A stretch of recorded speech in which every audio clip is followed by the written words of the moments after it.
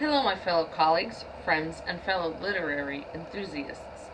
We are gathered here today to not only say goodbye to this great man, Fyodor Dostoyevsky, but to honor such a great legacy he has left behind in his writing.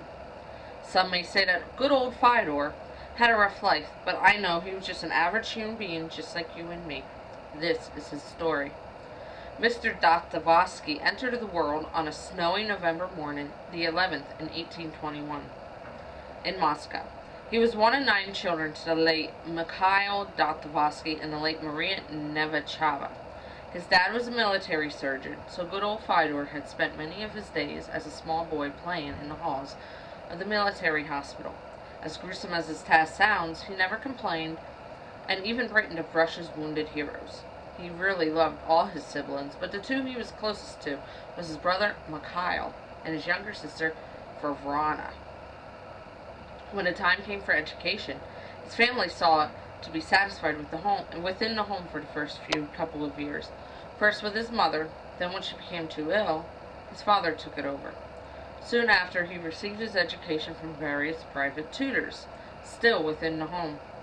But young Fyodor was too bright to be kept at home, so they enrolled him on board at the private school at Kazimov in Moscow.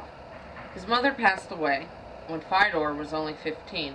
Some say that this influenced the boy to become more disciplined, and he attended the military engineers school of St. Petersburg. He was orphaned at 18 when his father was murdered at the hands of the town peasants where they lived in the town of Durovo. Mr. Dostoyevsky was a strong young man and pursued his education. At 21, he received commission as an officer. 1 year later, he passed the final exam and became a draftsman in the engineer corps of the War Department. Although he had such a great job, he wasn't completely satisfied with his life. He felt he needed to be doing something better. So after 1 year of service, he dropped out. He wanted to be fully dedicated to his love of writing. His father left them a pretty good amount of money from his estate, but Fyodor had very poor administrator skills with the money, and therefore he lived very poor. The money went to his gambling habits and trying to get his works published. How many of you are 24? At your age, Mr. Dostoyevsky suffered with frequent traumatic seizures. He may have always recovered from them, but with great suffering. When he left the War Department, he wrote his first novel, Birdie Lidu, or Poor Folk. The same year, he wrote another novel, Divanik, or The Double. He received harsh criticism with this novel, and was even accused of plagiarism.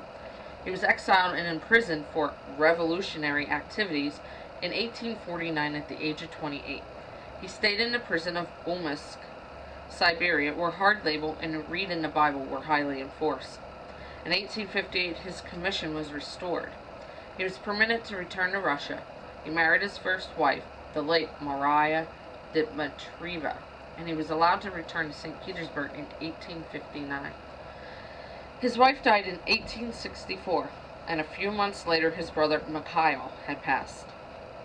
He took the responsibility of caring for his stepson, Pasha, but now he also cared for his brother's family.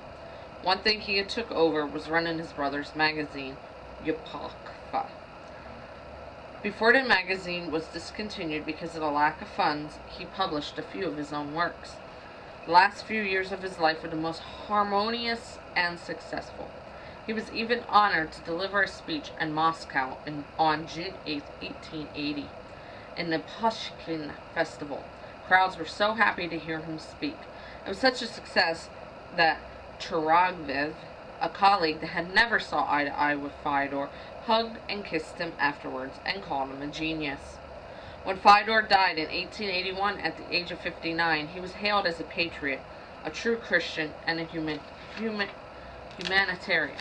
To sum up Fyodor's life, we could say he was a great man who loved his family, loved to write, loved his country, and loved his God.